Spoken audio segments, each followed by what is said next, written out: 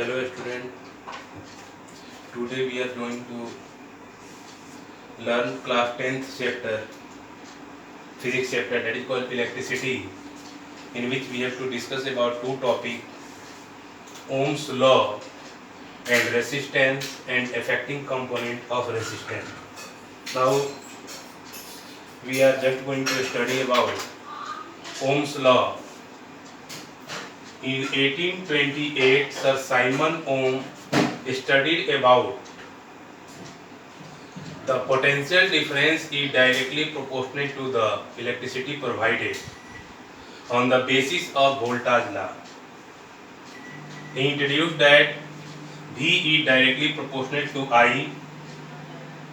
So when V is directly proportional to I, then it becomes V is equal to IR, where R is equal to resistance, which is the inherent property of a metallic conductor by which it opposes the flow of electric current.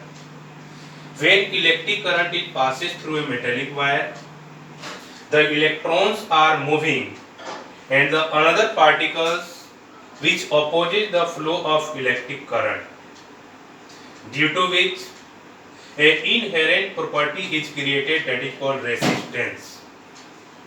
This resistance was introduced by 1828 by Sir Simon Ohm, and the SI unit is denoted by ohm, that is called omega symbol omega. Sometimes Indian students write about that this is not correct, this is wrong. So you have to write about that this is omega and this is the SI unit of resistance. This is the inherent property of a metallic conductor by which it opposes the flow of electric current. And then we have to discuss about resistance.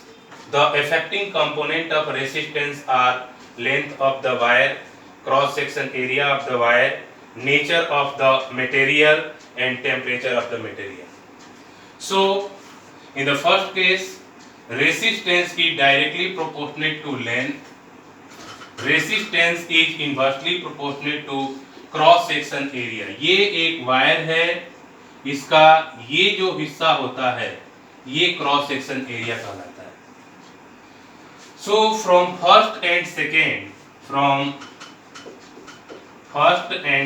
Second R is proportional to L upon V or R is equal to rho L upon A, where rho is resistivity of the particular material and the SI unit of rho is ohm meter. As we know, if the length of the wire is increasing, resistance is increasing. If the cross section area of wire is increasing, resistance is decreasing. Third number thing, nature of the material. आपने copper लगाया है, aluminium लगाया है, iron लगाया है. Next, temperature of the material. कितने temperature पे जो इलेक्ट्रिकल कंपोनेंट है वो काम कर रहा है. जैसे सपोर्ट एट रेजिस्टेंस को समझने के लिए आप समझ सकते हैं, एक टनल में आपको जाना, एक सुरंग में आपको जाना है, तो जितना लंबा सुरंग होगा उतनी ही प्रॉब्लम क्रिएट होती है.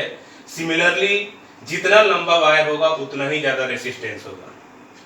टनल अगर पतला है, दैट मींस कॉल्ड उसकी विड्थ कम है तो ज्यादा प्रॉब्लम होगा, विड्थ ज्यादा है तो प्रॉब्लम कम होगी.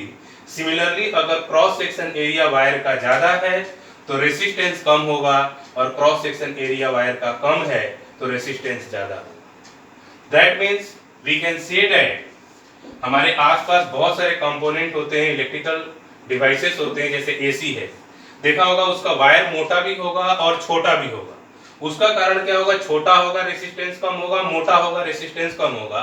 रेजिस्टेंस कम होगा, शॉर्ट सर्किट होने के चांसेस बहुत कम रहेंगे, हमारा इलेक्ट्रिकल कंपोनेंट सही ढंग से काम करेगा.